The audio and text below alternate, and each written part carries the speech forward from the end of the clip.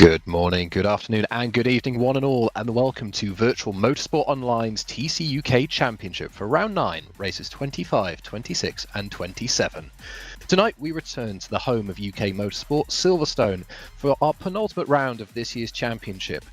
We visit this national layout tonight. It's short, it's sweet, and it only has 6 corners, but all of those corners flow into fast straights, meaning that any mistakes from our drivers tonight will be severely punished in lap time lost and potentially positions lost. So our drivers tonight will be looking to execute perfect races, and 2 drivers who have been absolutely faultless so far this year have been our championship protagonists. Thomas O'Leary, Daniel Hurlock. After 24 races, they're separated by 14 points. So who knows what may happen tonight? I'm sure we're due for a few fireworks. My name is Matthew Churgwin. Joining me for commentary this evening is Mr. Philip Morby. So say hello, sir. Hello, we're back after the technical shenanigans of 2 weeks ago. It's good to be back. It's good to see everything working. We had some issues a fortnight ago. Apologies, you missed us. We missed you, and we're back at currently sunny Silverstone.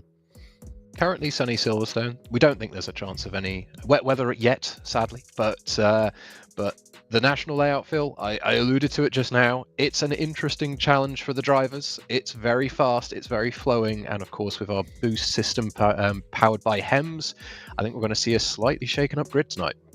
We are indeed. I mean, 22 cars, and I think qualifying, it's a sub-minute lap, and the qualifying, it was a second between the entire grid.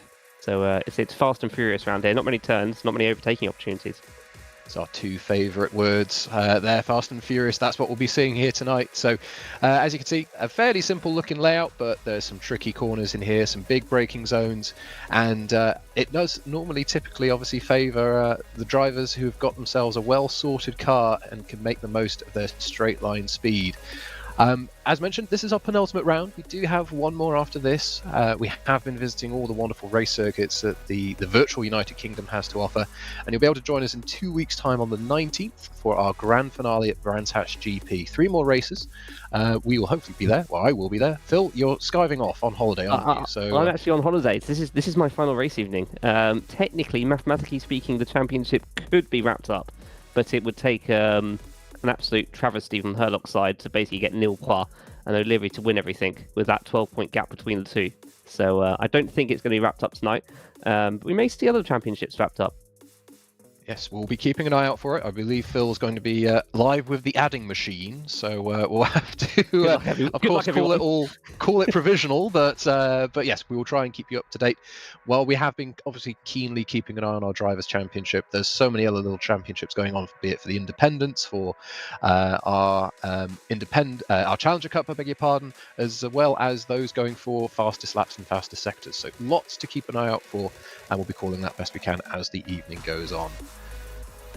We have a couple of, like I said, obviously the Independent Championship. We have the Challenge Cup, which I think is for drivers who have yet to win a race. If you win a race this season, you're still in this season's Challenge Cup, but you won't be in next season. And we also have the On the Charge Purple Sector Award, which is based on qualifying. So I've just had a quick run through the numbers, and we'll be going for the Purple Sector Award. We'll be going into the final race of just 6 points between Jordan Richardson and Callum Wilson. On 106 and 100 points. So basically we give out kind of racing points, and it's only for qualifying. So those two are close. And Dan Hurlock's only 15 points behind. So if Hurlock puts it on pole at Brands and Wilson and Richardson don't have a good qualifying session, that would give him that championship at least. But I think that one is going to be Richardson versus Wilson. Points and consistency obviously make the prizes happen, so we'll have to see how our drivers do this evening. And yes, we're getting towards the business end. Phil, you'll have to, as you're not with us, just to put you ever so slightly on the spot, you'll have to give us your kind of shout outs for driver of the season and that kind of thing in your eyes, because we have had some great drives from everyone up and down the field, making the most of their opportunity here in TCUK. I hadn't even thought of that. You put me right on the spot. I think. Yeah, I definitely have a think. I mean, it's got to be between O'Leary and Hurlock just pushing each other to the end. It's been absolutely fantastic to watch. Jordan Richardson, he's kind of a person that's come out of nowhere and is doing all right. I think Trebek, last time out at Donington was his first time out, and he seemed to hold his own okay. Got a bit unlucky. seemingly looked okay here in qualifying. So kind of one to watch, I suppose, for future seasons, definitely. And yeah, it's been great to watch this field. It has indeed. And as you say, Phil, we have 20 or so runners and riders, which is great to see. Well, we've both raced Silverstone. You, I think, more recently than I in TCUK. Try and describe to our viewers what to keep an eye out for from the driver's seats. Lots of, I imagine, pack racing. Yeah, but there's so much slipstream. So the front-wheel drives, especially the Cupra, have a bit of a straight line speed advantage. So that's going to be a fun one to watch. And this, we were talking offline, in terms of the boost, this is probably the race that has the biggest difference. So those drivers that don't have many laps to use it are probably going to struggle, because you've got, as you saw from that track map, you've got the entirety start-finish line and then a massively long back straight, and that's a massive difference. That's also going to affect car setup. Do you set your car up to hit that red line without the boost and just use it for acceleration out of corners, or do you set it up that you're going to have a high top speed, but it's going to take you a bit longer to get there if you're not using the boost? So that's going to, you throw that one into the mix as well. And then, yeah, obviously, in terms of overtaking, turn 1, it's quite difficult. Heavy braking of, well, effectively turn 2 onto the national track bit, onto the, I think it's Wellington Straight, isn't it? Sorry. And then, yeah, it's going to be really struggle overtaking wise, but we'll see what these guys can do.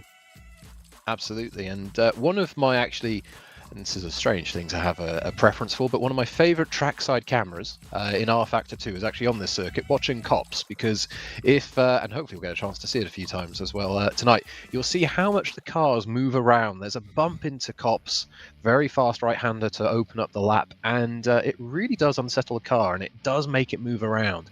If you ever find yourself driving around here, just watch the car in slow motion. You see the suspension working hard, the tyres moving around. Quite impressive to watch all of that being simulated in real time, and we'll have to see, as you say, Phil, who's prioritised perhaps a little bit of consistency and momentum versus top speed, and we'll have to see. Yeah, it's gonna be fun to watch. Yeah, I know which camera you mean, but we've got a spotter's guide here. So not much change from the last time we went to go and try this. The only thing to point out is that it shows number 22 Ross McGregor sitting in for Scott Mitchell. Scott is actually here tonight. So that's the only kind of difference there. Obviously, yes, Simon Trebek in that Unlimited Motorsports. He's going after his first time out in Donington. He's back, which is great to see. And then it's the usual runners and riders. Obviously, a few drivers aren't able to make it. So Matt Richards isn't here, for one. I don't think Jack Nichols is here. And last I heard, he was stuck in the M6.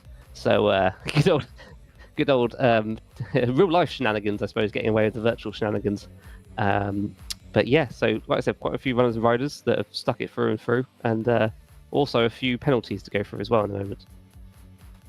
Yes, it's been a busy time in the stewards' room. We had some great racing from Donington Park. We had a few interesting using the boost to its full advantage. A few interesting runs through and updates to the rulebook, in fact, off the back of our last round out. So, Phil, will you be able to catch everyone up on some of the post-race action?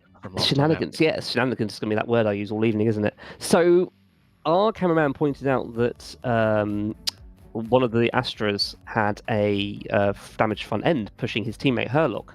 So, no, he had a damaged front end. And we were like, how's he got damage?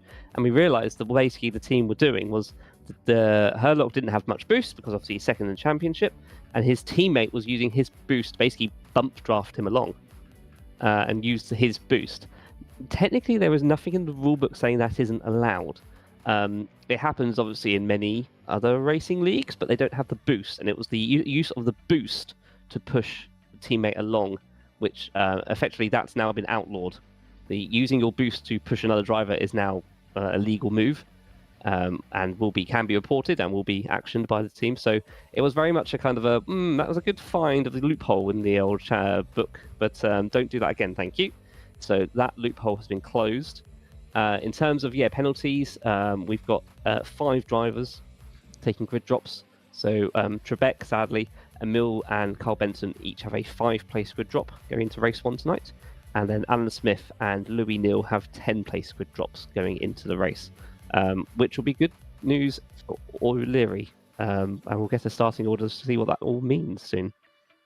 Indeed, qualifying has occurred. We'll get all of those penalties applied, and we'll have our first race of 3 this evening coming up very, very shortly. Tell me, Phil, where do you want to? Oh, well, let's run through the order right now. So Ryan Elliott is on pole position for RSR, followed by Fraser Hart, Daniel Kell, and Cedar Wire round out the second row.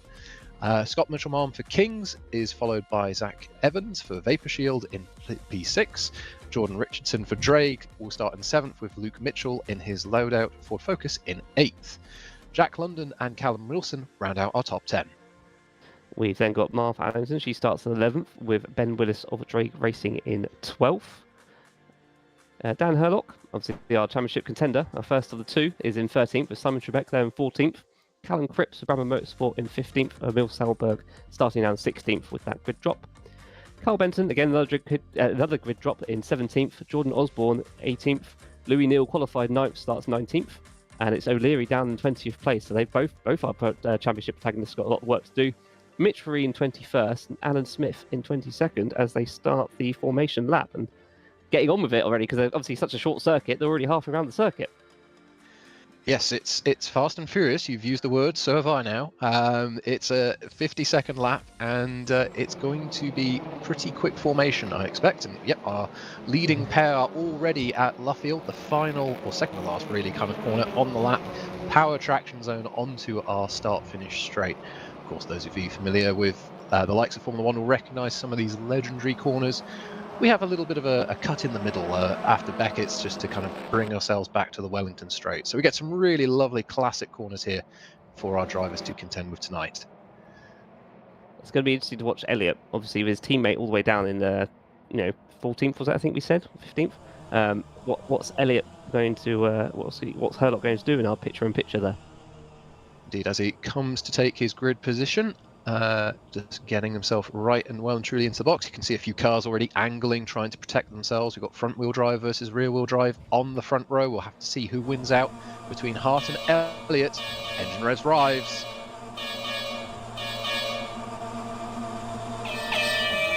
Lights out, and away we go for 22 laps in this, our first race of the evening. Fraser Hart in that BMW has gotten a great getaway. He's alongside Ryan Elliott as they run towards turn 1, but thinks better of it. He runs through the exit of Copse with Dan Kell for very close company. Ryan Elliott runs away down towards Beckett's for the first time. Yeah, I'm trying to keep an eye on Herlock to make sure he kind of survives. At one point it was 3 wide there and he's already up to 11th, so great start from him. I think also O'Leary has made some places up already. So yeah, look at 2x2 down the back straight. I mentioned there would be a little bit of pack racing, some bumping, some drafting, and it's already starting. Everyone's starting to form up, find a partner, try and use that slipstream and try and hold on to the slipstream of the car ahead. Some bumping, some banging. Daniel Herlock and that still beautifully liveried RSR running through the exit of Luffield there. A little bit of contact there. I think that was with the Civic behind him, the Brabham. So survives lap 1, and we're already 1 in the books. Yeah, and obviously they've got 12 laps of boost. The drivers that aren't limited effectively. O'Leary's got, I think he had about 6 there. Interesting lines being taken through turn 1, and yeah, Elliott kind of managing it here already kind of quite nicely, as there's a kind of a massive fight going on behind him as that Honda looks like it's got the inside. Yep, Cedar Wire not hanging around. He wants to stay with Elliott on the boost. Got Wire on the medium tyre. We'll talk about tyre strategy in a short moment's time, but Wire absolutely wanting to get around this Ford Focus of Dan Kell at the moment. He wants to chase down and take that first race win of the evening away from Ryan Elliott. So nothing doing this time around. Beckett's and the braking zone into it is, there's a few different lines, and we just saw him open the door there on Kell, but Kell carrying the momentum on the exit. Yeah, but we didn't point out there also, that was usually a lot of drivers will save their boost for the second half of the race, but already we had drivers actually using it early, which is the first time I can remember. But it's such an important thing here that, track position, as we see Richardson take an interesting line through turn 1 there. But yeah, soft tyres, you have to use them once in the 3 races, so quite a few using them in race 1 here, top 2. Obviously we'll give you more grip at the start, but usually less grip at the end, so you need to look after them early on to make sure they still work at the end, as I saw someone being pushed out wide there. I think that was Martha, tucks back in. Yes, I do think that everyone's wanting to try and break this slipstream so they can then focus on their own races. 3 wide here, down into Brooklands. That'll be brave. We've got one of the loadout cars and some robust driving there. I think that's between Daniel Hurlock and Fraser Hart, who's not had an ideal start to the race. Again, momentum's so important around the Silverstone circuit, but look at that BMW launch off the exit, and he's gotten alongside, I'd like to say, Luke Mitchell there. 3 wide, is that towards Cops? No. Not quite. He's fought better with that, but that was a good use of the boost on the exit, and that shows you the difference compared to those that don't use it. But he kind of then got boxed in and a bit stuck and had to kind of get off the button. Using it again to see if they can get alongside. We have a yellow in sector 1. Hopefully everyone's going to make it through. Hurlock's looking down the inside for 8th, so a brilliant recovery from qualifying, as it looks like it was Jordan Osborne sadly affected early on. I'm sure we'll see a replay later, but yeah, back to the train of Elliott, and definitely Kel is sticking on the back. Yeah, Callum Cripps, I think, is going to be on Jordan Richardson's Christmas card list. There's a noticeable gap opening up between our leading 5 and the rest as this group continue to scrap our leading 5 breakaway. Here we have a little bit of a helicopter shot here of Richardson exiting Luffield for the 4th time. He's still very much in touch with Scott Mitchell-Marm in the King's yellow Focus. Yeah, looks like Ben Willis has had a problem near the back of the grid as well, sadly. That's them down a few spots.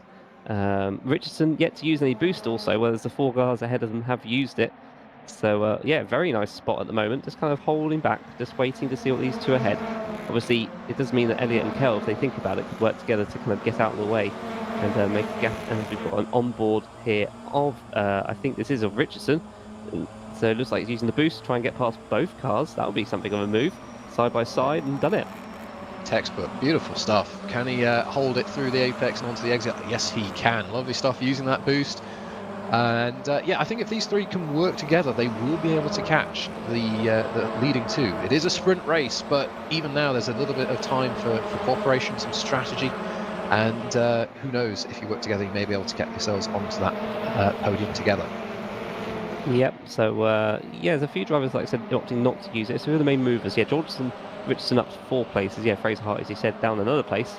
And Wilson up to, Callum Cripps as well. Louis Neals made some good places, 19th to 7th. So we need to recover those 10-place grid drop he got from Donington. And what's it mean for O'Leary at the moment? I can't see where he is. I think he is currently down in 15th. So we'll get a point at the moment. But Hurlock in 7th, I think, would then pretty much nearly catch up and be evens into race 2. Hurlock with an absolute peach of a pass a few laps ago into Beckett's, just beautifully on the brakes, judged it, put his car on the inside and dominated the corner. So he's definitely starting as he means to go on his medium tyres, not used any of his boost yet as well. So clearly just biding his time, taking care of things. O'Leary, I think, trying now to make a move happen on the Cupra here for 14th place, but nothing doing that time by. Yeah, he's kind of got caught in this train as well, because quite 5 or 6 cars. You see up ahead, side by side, it looks like Mitchell possibly and Wilson. Yep, fighting position. Oh, that's a car out. Who was that? That, I think, was Louis Neal. That was a particularly strange one. Looks like it went too much on the inside and actually hit the inside wall and back out again. Something for the replay later, but that's, I think them. Oh, they are still going somehow. Surely that car's got damaged. That looks like a proper hit. But it moves. O'Leary suddenly got up to 12th out of nowhere from 15th. So something's happened there for them as well, quite nicely. So it is a stereotype of I've never seen that before, but genuinely I don't think I've ever seen that before. So a real pity there for Neil, but he is still going, and hopefully he'll be able to recover some of his progress in the next 15 or so laps. Callum Wilson making his way forward as well. Saw him making a lovely pass a few laps ago on, I believe it was Jack London. So another BMW making his way forward. Yep, so here's a replay of Fraser Hartland. So we're going into turn 1, so we've got a car ahead of us. Everything's fine. Did we just turn in early? Oh, right. Just locks up suddenly. Yes, I think that may be a downshift one too many, and away goes the rear axle. So that is hugely unlucky there for Louis. But we've all been there. We've all pulled too many gears. I've definitely blown up virtual engines doing that. So don't worry. We've all been there. We've all done that. Yeah, it's a shame. I was just saying how he's made places up. Obviously, O'Leary's lost a place though out of all that, and down to 13th now as Kel continues to apply the pressure on Elliott, who's having none of it. And it's quite happy, like, no, it's fine, you just stay there, and we'll just run away from Richardson, who's now 2 seconds behind this fight, but has also himself kind of made a gap to 4th place Tito. Indeed, Richardson has definitely left the building. He's left that train that he was in well and truly behind. Elliott and Kell using their boost up, crossing the start-finish line to start lap number 9. And if these two start to scrap, I can see Richardson being with them very, very quickly. So we'll have to see how they cooperate or not together. Elliott doing a lovely job of just focusing on his lines, hitting his marks, not being put off by that menacing forward focus in the rearview mirror, dancing around, not defending empty space, just keeping his line. And as they now run down towards Brooklands, that 3/10 gap, I think he's got that one just about covered. Okay, we've got a replay here of, this is what we have to bend. So what we're going is the dive down the inside, little tap, holds it, front wheel drive, and then can't hold it. And then we come back on, and I'm not quite sure what happened there, but the car did not turn right. So that was a very peculiar one there. Not quite, not the best rejoin. Sadly, Martha got kind of picked out on that one, sadly. But yeah, still running, I believe, but down near the back of the grid. Yes, wrong place, wrong time there for Martha, which is a pity, but she, again, is still running and riding, and in 19th place currently, but still some time to recover. Yeah, so in terms of the championship, it's 7th for Herlock and 12th O'Leary. So 7th for 9 points, 12th 4 points, so 5 points gained at the moment. So that would bring the gap down to 7 points between O'Leary and Herlock at the moment if they finish like this. As Elliott's using a little bit more of his boost to pull away. Worth pointing out, Richardson's only used 1 lap. It has also the fastest lap, so he has a couple of extra boost laps to catch up on those 2 guys ahead. O'Leary also making progress up to 12th now, perhaps looking to fashion a move here on the Honda Civic here on the brakes. Up to 11th he goes, overshoots ever so slightly, but the right-hander of Luffield then comes towards him, so he's able to complete that move. Zachary Evans, this time by losing a place.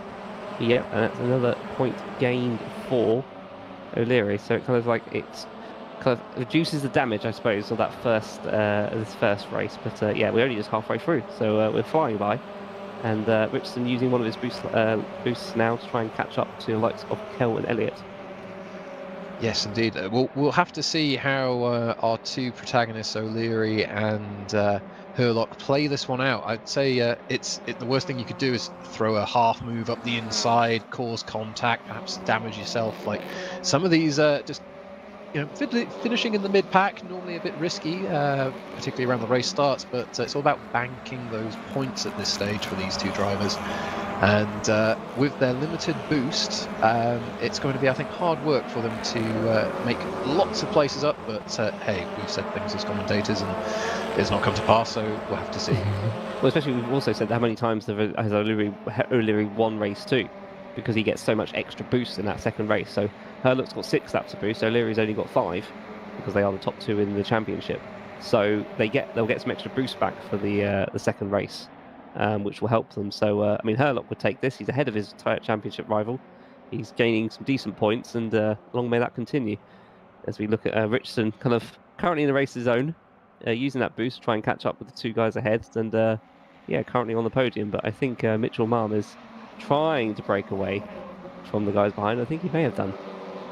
Yeah, I think he may have done as well. I think he's also made a position there. I'm pretty sure it was Cripps who was in 6th place, but it looks like there's been a little shuffle around, and Wire and Mitchell Malm, I believe, have gotten past him in the last few laps. But Richardson, he's doing the hard work. He's having to make the time up, but he's doing it. That gap was 3 seconds to Dan Kell. It is now just 2.5 seconds to the leader. So the gap rapidly coming down, and this drag racing driver focusing on his marks, not making too many mistakes, and he is carrying that momentum and using that boost advantage to good effect.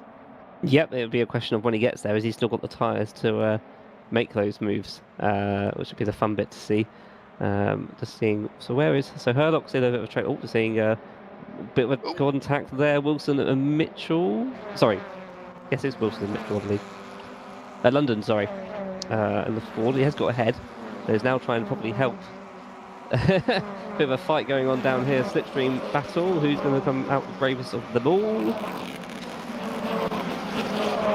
Looks like Wilson by a nose, but a little bit of contact, momentum loss for both drivers, and they're now well and truly under attack. And here comes O'Leary. London there a little bit offline, not on the preferred line there through Luffield this time around, and O'Leary has now got himself alongside, potentially ahead, as they run through Woodcut to complete lap 14, move on to 15. Yeah, so just taking a bit of the inside lines. They're going to go 3 wide. Selberg's thinking about the battle and probably going to push a little bit wide if they're not careful. Just about holds on to it. This is what O'Leary doesn't want. He doesn't want this fight. He wants the points and will happily take them off anyone that's fighting for them, but he doesn't want to be involved, like I said, in any contact that ruins your race through, as there's a little bit of contact there, but manages to hold it all together. And yeah, kind of, like I said, banking some decent points and set himself up for race 2, but definitely still 8 laps to go, definitely not over. And they are queuing up behind them as well. So as our drivers will scrap, they of course naturally will slow each other down, and you've then got another 5 cars just right behind you, ready to join the race. Oh, I think Salberg a little bit squirrely, a little bit loose into Brooklands that time by. So that'll be music to O'Leary's ears as he now just focuses ahead. Yeah, exactly. So there's definitely a top 10 here for O'Leary, which, considering starting position was quite far back, would quite happily take. So got on board of Trebek in 16th, thinking, I could do with a point actually out of this lot. So if you guys could just all whack each other out of the way, which it looks like they're going to try their best to do, but they just they about all make it. Single file into turn 1. Are they going to make it into this heavy braking zone? He's kind of trying to eye up somewhere. There's nowhere to go, basically. There's so many cars. It's where do you put your own? It's a car park. And especially here, where there is that kind of one line. If you find yourself offline, you kind of lose one spot, you kind of lose 2 or 3. So you need to kind of get yourself back in line. Nearly like NASCAR, with the kind of the lines of following the car in front is sometimes the fastest way to go. Yes, get into the groove. Speaking of the groove, Jordan Richardson continues to inch up onto the back of Dan Kell and Ryan Elliott here. Everyone on the boost using everything at their disposal, crossing the start-finish line. Richardson currently holding our fastest lap of the race and the bonus point. Elliott and Kell even on boost. Richardson using just 1 lap more boost to catch up to them so far. So definitely looks like the momentum is with Richardson, but you're absolutely right, Phil. It's one thing to catch, it's quite another to pass. And with the lap times being as tight and small as they are, given the short and fast nature of this circuit, the speed, the lap time delta needed to get a pass done cleanly is significant. But now we have Kell and Elliott starting to scrap. A little switch back. Oh, the engine's coming! Oh no, that's a downshift too many. I mean, that's good for his teammate, but it also moves up O'Leary. And the pressure there of Dan Kell on his backside just downshifted too much, and that's the engine gone. And Richardson's then up to 2nd and on for a win if he wants to kind of push Kell. Sorry, folks, but firework, literally, on 16 down into Brooklands. Disaster there for Ryan Elliott after such a good run to that point. But as I said, we've all been there, we've all done it, we've all downshifted too quickly, and that Astra is toast. Yeah, and that obviously sets him up badly for races 2 and 3, because it now means he's going to start at the back. He's the first retirement, which I'm amazed to say, on lap 17 of 22, and will likely start 22nd, which is a real shame for him. Puts Hurlock to 6th, but obviously, O'Leary currently 12th. So, so interesting. Hurlock's gone up a place, and O'Leary's having to fight and lost a place to London. So, this is now a battle for the lead between Kell, who's got a bit of a gap there, to Richardson. And, nice view here of Richardson. Is just going to look through and then suddenly bang and just don't follow the flames. And I think we can safely say that, Kell won that battle. I think so, and we'll have to see what Dan can now do. Was he being held up by Elliott? Can he now streak off into the distance, or will Richardson continue to make ground on him? It looks pretty even, actually, so far, but looks like both drivers using a little bit of extra track width there on the exit of Copse this time by. But yes, we've all had those kind of moments where we've tried to desperately slow the car down, and I think as we'll hear, one unhappy gearbox in a moment.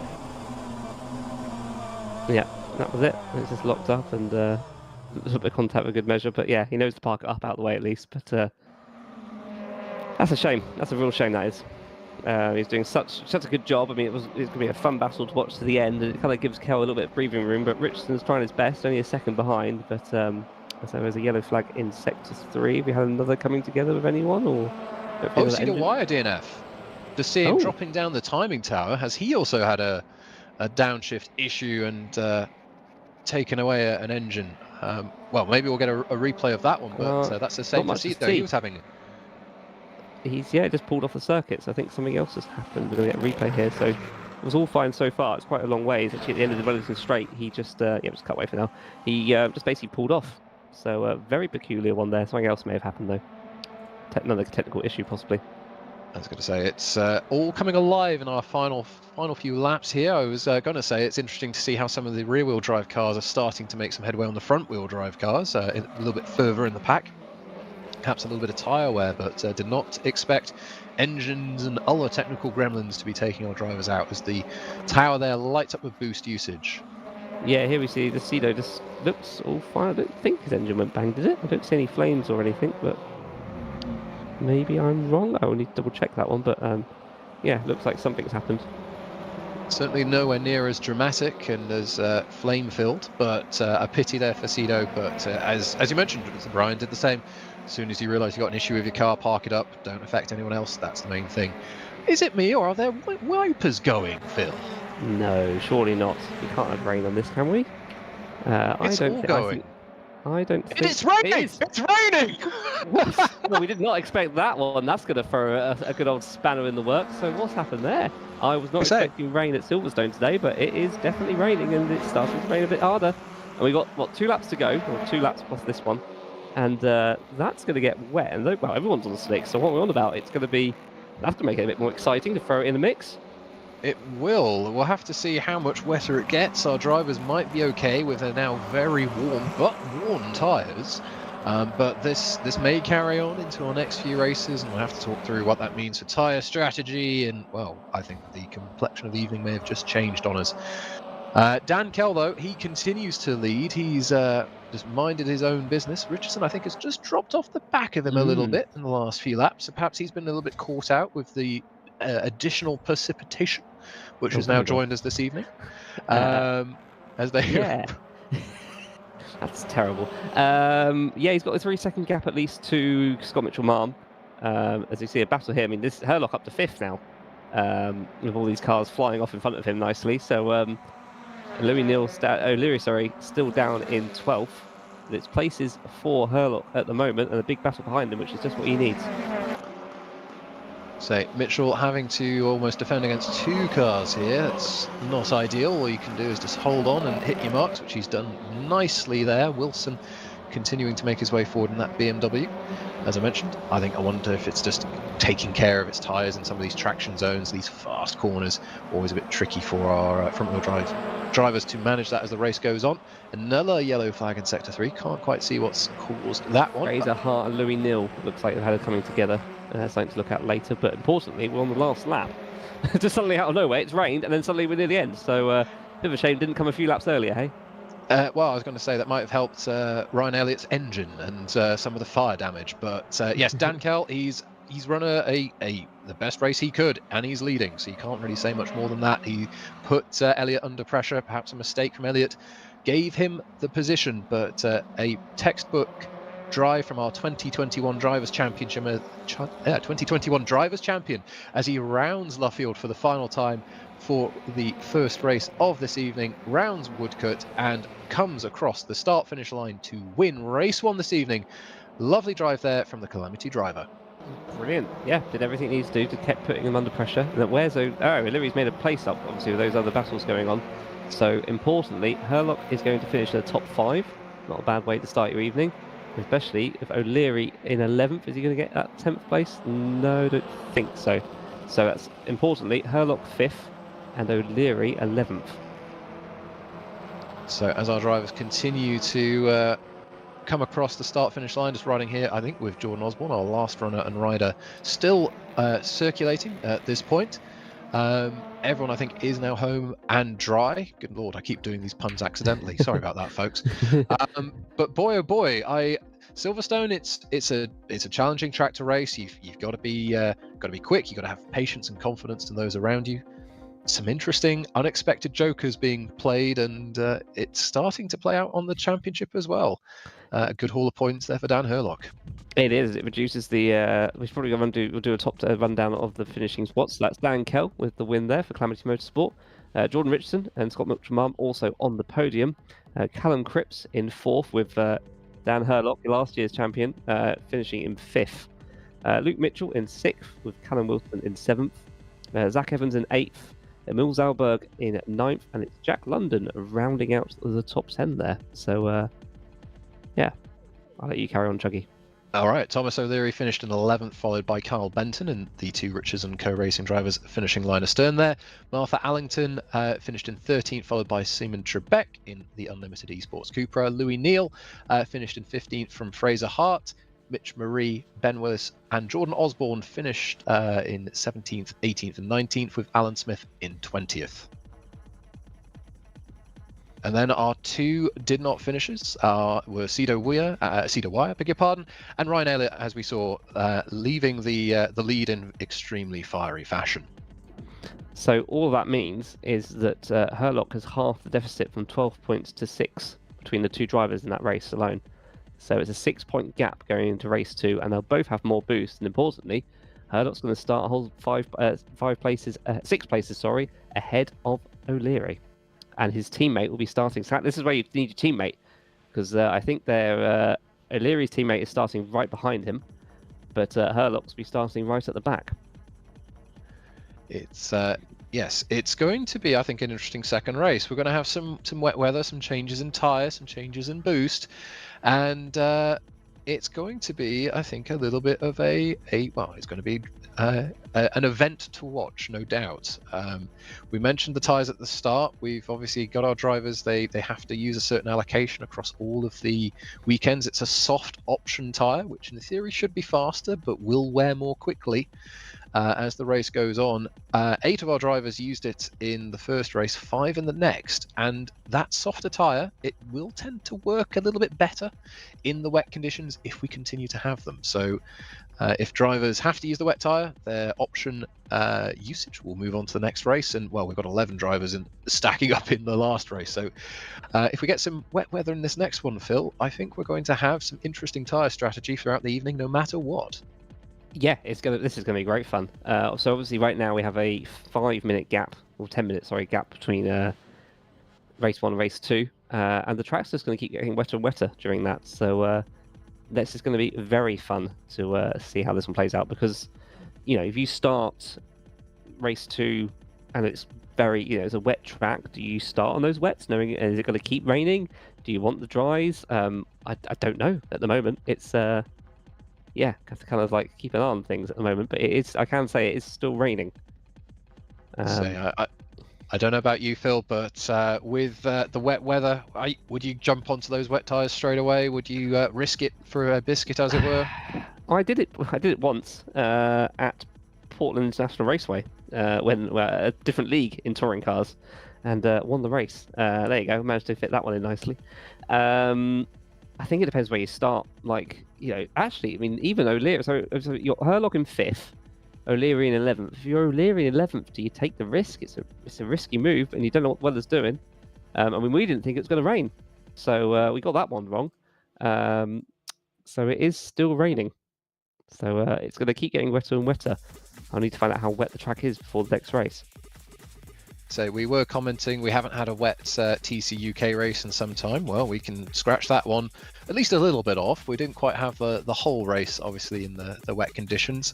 But if it continues to rain, as Phil describes, as our warm-up for the second race of the evening progresses, I think our drivers will have to make a bit of a judgment call, won't they, Phil? Do they start on the wet tyres? Do they perhaps even tweak their setup? Just make it perhaps a little bit softer, a bit more roll in the car to help that wet tyre work? These are all scenarios that as a driver it just unsettles you, puts you off, and when you've already got a championship to think about as well, it may cause that odd little mistake just to creep in. Yeah, I mean, we saw there's a slight mistake there that Elliot made, but apparently he had an actual issue with his partner outside ringing the doorbell because she forgot her keys.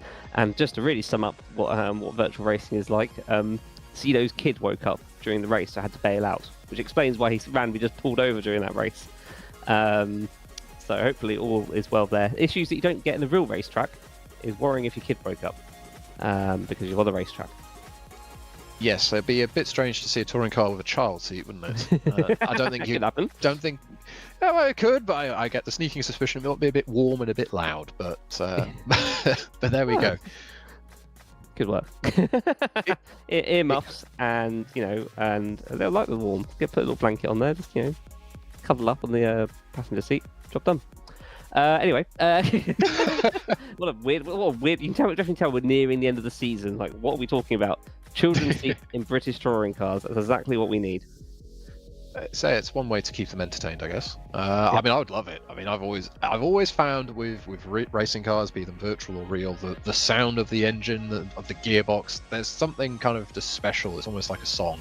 Perhaps I'm just getting way too sentimental about these things, but yeah, I think it'd be quite good fun if I were, fairly young individual. I think that'd be quite a fun opportunity to go around in one of these cars in real life and just feel what it's like, hear what it's like. Oh, wouldn't that be great? When I win the old lottery next week, was it 15 million? Must be one. I'll let you know. I'll give you a ring. We'll go buy a touring car. Go buy one of those of Vorks. They're usually on the old purchase racing car websites, aren't they? So that worked for me. For a second there, I thought you were going to put me in the boot. So I'll quite happily take a Levorg. That would be nice. The buying the car, not putting you in the boot of one. just to clarify, Your Honour. Yeah, we'll have to, like I said, they're expensive. I think one of the teams actually have done the opportunity of Christmas that you can pay quite a lot of money to go drive a real, but it's like only do like 3 laps in the Cupra and then a load of laps in like the Golf. Cedo is back. Hey, that's good to see. Cedo is back, so hopefully he'll be able to race 2. It's raining a little bit harder now compared to the end of race 1, so it is slowly getting wetter. So from a light drizzle to monsoon, where would you rate it, Phil? Still a light drizzle, so nothing too serious, but it's definitely getting heavier. Officially, the game says 6% rain. 100% for reference is absolute deluge. A lot of leagues cap it. I can't remember what we cap it. I don't even know what we cap it at on this league, but I have raced in 100% rain in R Factor 2, and it is basically like driving a boat, even with wet tyres. It's just it's not even aquaplaning, because you're having to go so slow. You can't aquaplane. You're just spinning up the wheels all the time. But yeah, I remember that one quite well, because that was actually when I was driving the Levorg. So I was very lucky that rear-wheel drive actually kind of helped. And that's the other thing, obviously, we talk about, is that rear-wheel drive does, I would say, a bit of an advantage in the wet weather compared to front-wheel drive. But front-wheel drive is easier to control.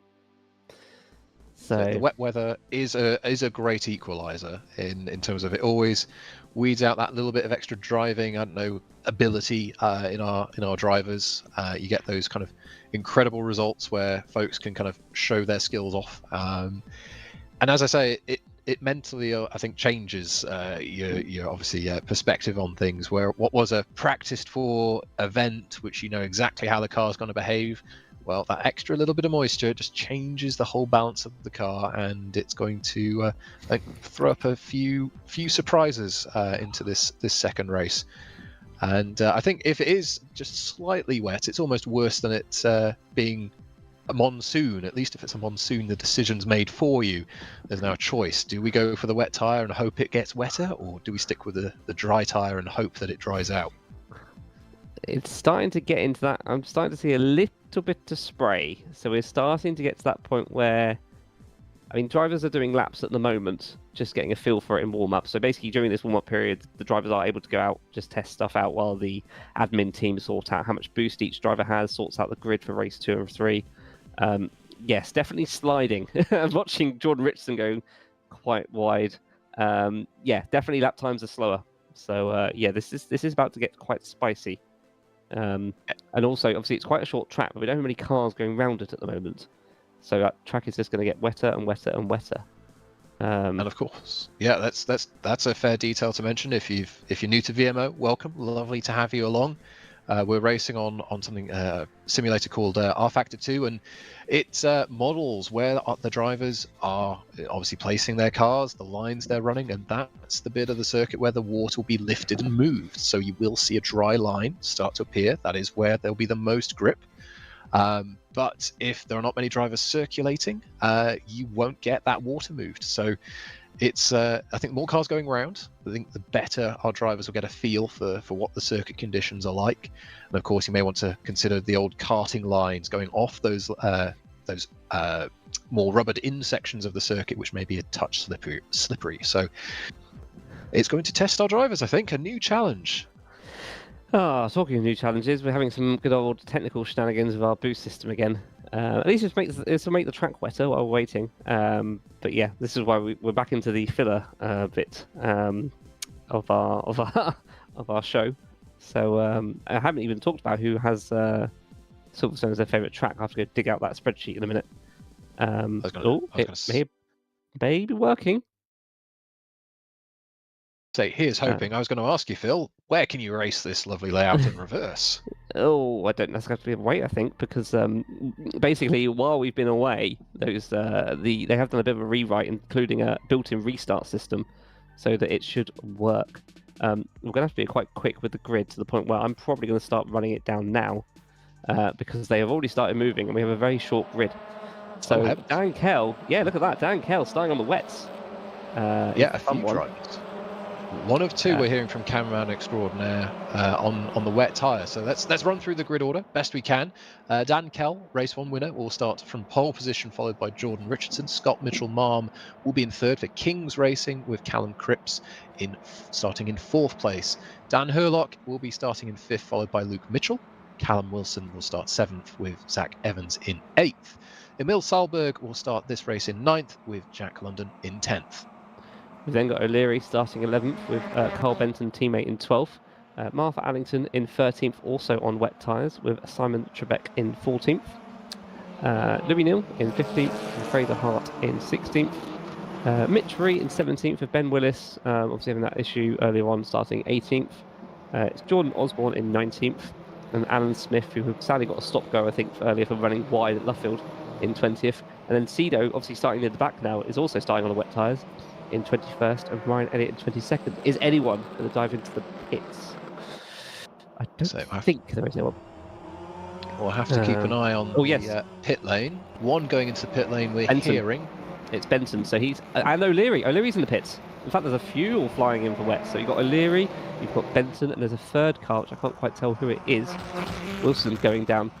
So those guys, the Richardson Coes, have decided to roll the dice, switch to wets. I'm not sure how this is all going to work during the quitting section. We're going to find out shortly. Exactly. All 3 tyres on display for our viewing pleasure here in race 2. We wait for everyone to get into their positions, and we will very shortly have our lights starting and the engine note rising. So I think this is the problem. I think because those 3 cars are not on the grid, the game hasn't actually put them... I don't know. Oh, it just puts them straight onto the grid. I don't know if they have wets or not. Lights coming on. Engine notes rise, and it's a quick light, and away we go. Dan Kell gets away well. BMW, I think, in 6th or 7th place, getting a good launch as Kell takes Copse Corner for the first time, all pretty much as they were off the grid order there, as they start to now bunch up as they run into the braking zone for Beckett's for the first time. Yeah, so Kell, obviously, with those wet tyres, managed to get a perfect start and pull away quickly. Obviously, see a car flying off. That looks like the likes of Trebek, was it? Yep, that's Trebek already off. And Osborne off as well. Sorry, yes, Osborne. Correction there. So, Kell's made those wet start now, and it is now no longer raining, which now is the problem. I think the rain has stopped already. So, it's rolling the dice. We'll have to see if the wet tyre is the right tyre. It certainly looks like Martha is struggling a little bit in the early going versus all of these slick shod cars, where it was definitely heavily raining here in Woodcote just a few moments ago. It definitely looked a lot lighter to my eyes, but that's not stopped Dan Kell. He has bolted away from Jordan Richardson. They're already, I think, seeking out wetter parts of the circuit there. Yeah, I think so. Obviously, these first few laps, it's going to be fine, but for this to work, Kell needs it to rain pretty much the whole entire race, as does Martha, as does Cedo. Cedo up to 17th from 21st, so made a few spots. So what we've got here, we've got O'Leary is now in 7th, and Hurlock 5th, is looking around the outside of Mitchell. as you were saying, Phil, I think the rear-wheel drive cars, which typically tend to turn their tyres on, all 4 tyres on a little more quickly, they will be feeling a little bit of an advantage here at the start. Looks like O'Leary is making good use of that. Having a look at the back of the loadout Ford Focus here of Mitchell, no way through there. He's trying around the outside of Luffield. This will be quite a move if he can get that one. Holding the Ford Focus tight there, trying to carry the momentum. Round he goes, still on as even as they run through Woodcut. Looks like the Ford Focus, I think, is going to come out on the better here. I think O'Leary can see Herlock fighting as well, and kind of stuck in the same battles basically, only just ahead. Yeah, nice view of the garages there. Thank you, Mr. Cameraman there. As you see, Herlock trying to fight and up to 4th. Looks like they've done it. O'Leary's still there down in 7th and trying to go. I think O'Leary's trying to go the long way around every single lap at the moment. Is this one going to work? A bit sideways and just holds on. Nicely held on there, trying to find every which way past that Ford Focus, but it's everywhere. It's a very wide Ford Focus this evening that Luke Mitchell's driving, but being driven beautifully so. Martha Allington has made some third places, so has Wire, and Dan Kell had a 2.5 second advantage, so maybe those wet tyres are the right tyres to be on at the moment. But look at O'Leary, he's scything his way up the inside there of Mitchell Marm, as we're hearing it's raining again from Cameraman Extraordinaire. It's just what these guys need, just what Cedo, Martha and Kell needs, is it to just kind of keep drizzling, keep those wets kind of, don't overpressure them, don't get too hot. And yeah, O'Leary now right on the back of Herlock. So again, don't want to do anything stupid, but especially as it starts raining, we know offline is going to start getting wet, which is kind of going to make it single file traffic. So you have to be very brave to go offline. And yeah, this is going to be a fun one to watch, as already O'Leary wants to put the pressure on Herlock. So it looks like he definitely is feeling a lot more confident in his BMW. Dan Herlock on the boost, trying to get past Callum Cripps, and Cameraman Extraordinaire pointing out quite rightly so that O'Leary is on the soft tyre, so he's got a little bit of extra grip. And oh, is that a little bit of a nudge, a little bit of contact there?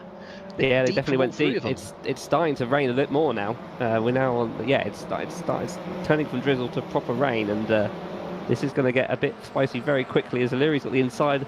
Both Herlock trying, to use the boost, as is O'Leary. I think they're going to go side by side through turn 1. Is this how you want your championship to fight? Hopefully they keep it clean. Is he going to think about it? He does chuck it down the inside. Is there the grip there? Or are they going to slide out? No, they just about hold it. And just you see everyone go very much wide afterwards.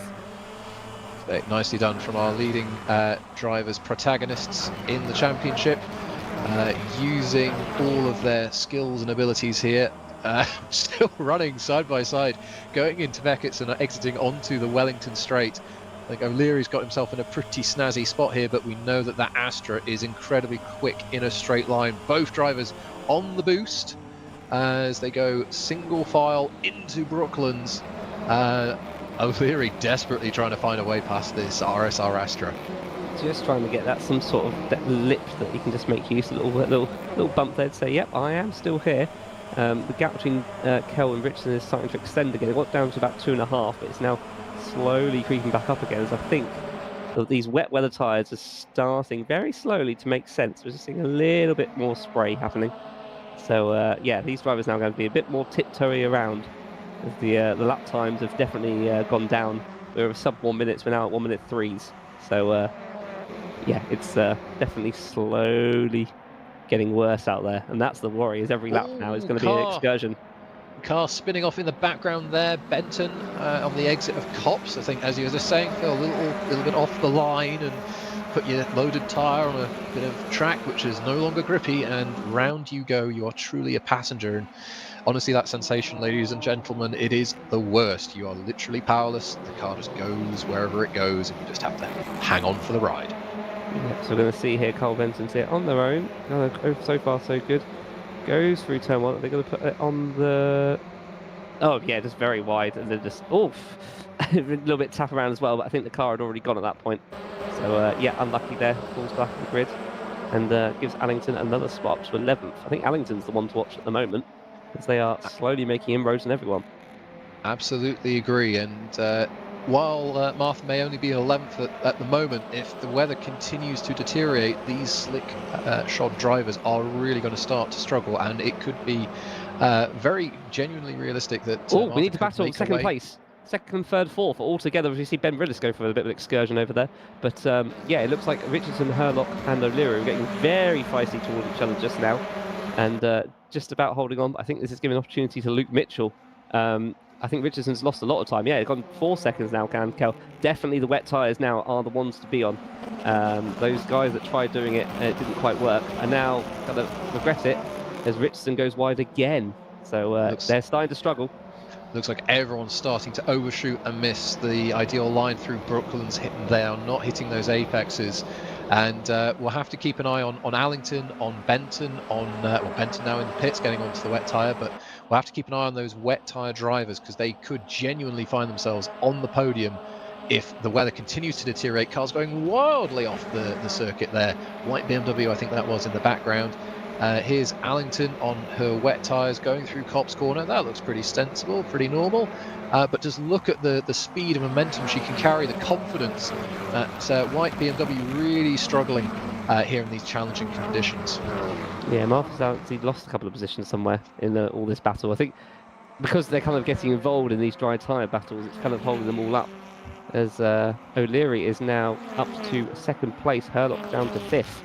So this battle is also hotting up, and it's advantage O'Leary. He made up 9 places. I told you O'Leary's a bit of a race to expert, and showing it right now. We'll have to see how expert he can be. He's got a significant distance to catch up to Dan Kell. 5 seconds the gap. We've not seen much of him, but he's just been leading around as a champion does, just focusing on what he needs to. Apparently a second quicker last time around. Thank you very much, cameraman extraordinaire. So wet tyres definitely seemingly the right choice at this phase of the race, but there's still well over half the race to go. So this is the problem now. If you're losing, it's 1.2 last lap. So second lap, 13 seconds. It takes 20 odd seconds to change tyres in this. So unless it rains biblically, it's now not really worth changing. But then you've still got to try and keep it on the black stuff, which I think more and more cars are struggling to do. And it also means obviously slower to pull away exit of corners, which means you get less time to use your boost.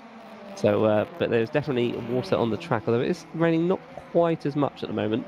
It's slowly going down as we see Elliott there fighting with, I think that was Louis Neal and Cedo Wire. So it's all kind of bunching up as Herlock keeps losing places and down to 8th. Herlock's really struggling as O'Leary is definitely pressing home his advantage.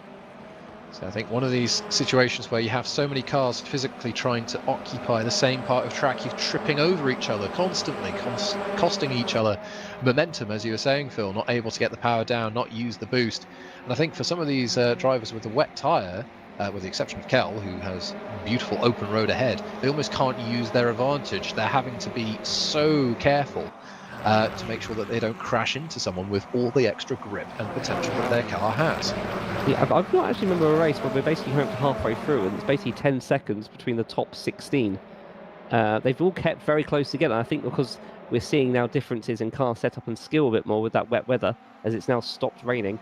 It's kind of really showing off the skill amongst drivers. And yeah, it's just look at that back. You see your car 3-4 wide. It's where do you put your car and place your car in this corner? So Cedo Wire making moves from the back of the grid. Cars sliding around. One of the Coopers there going a little bit deep into Brooklands this time around, but he's up to 9th from effectively the back of the grid. So he's making use of his wet tyres very nicely. And next person to overtake, Herlock, as O'Leary also has the fastest lap. So this is not working out for Herlock. Definitely working on O'Leary. Gap down to 3 seconds and the fastest lap. So that is definitely game on, as it's, like I said, it stopped raining. And now those wet tyres are going to start getting hotter and hotter.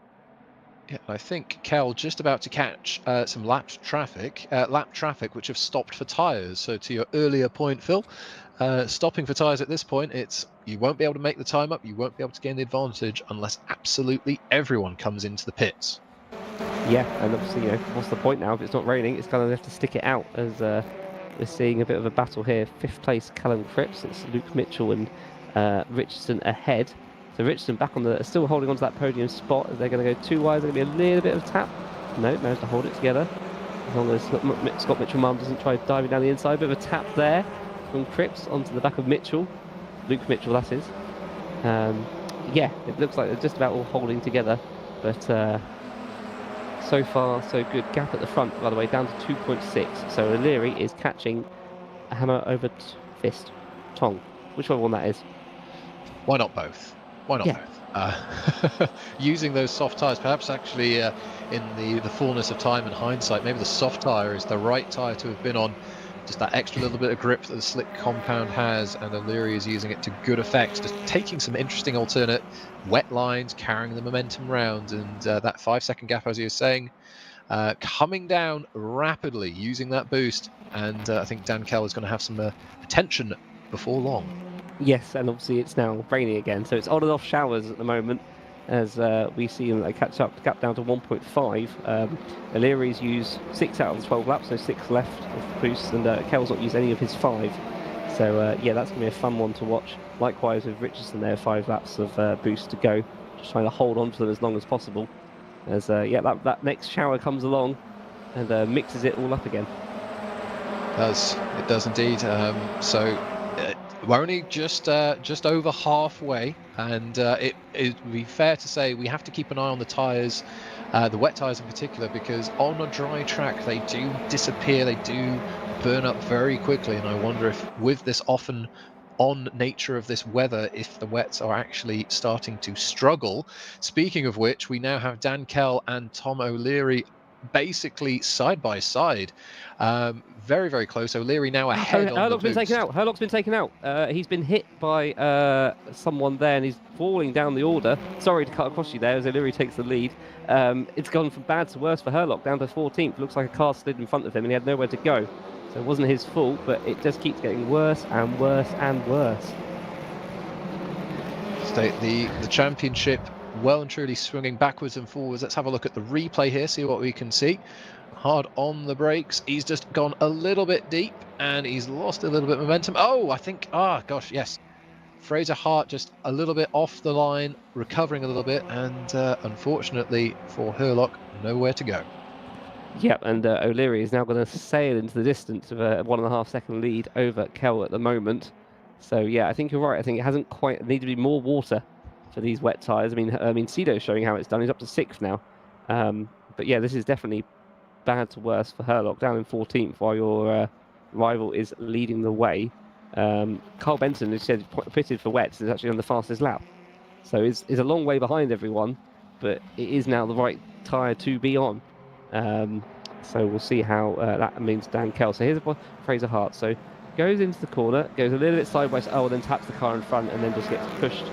And then tries to pull off out the way, and in doing so absolutely takes out another driver. So and that driver is our championship fighter, as he now is out of the points at the moment. It is down the inside. Is it going to hold on to that 1 point? Does for now. Yeah, it's quite a significant hit actually between the BMW and the Astra there. That might have caused a little bit of damage on that RSR machine. So yes, not only lost a significant number of places in time, but potentially a wounded race car as well. So that is the swings of a championship. It's all about being the best over 30 rounds, and sometimes you just have to have the luck go your way. It did not for Herlock on that occasion.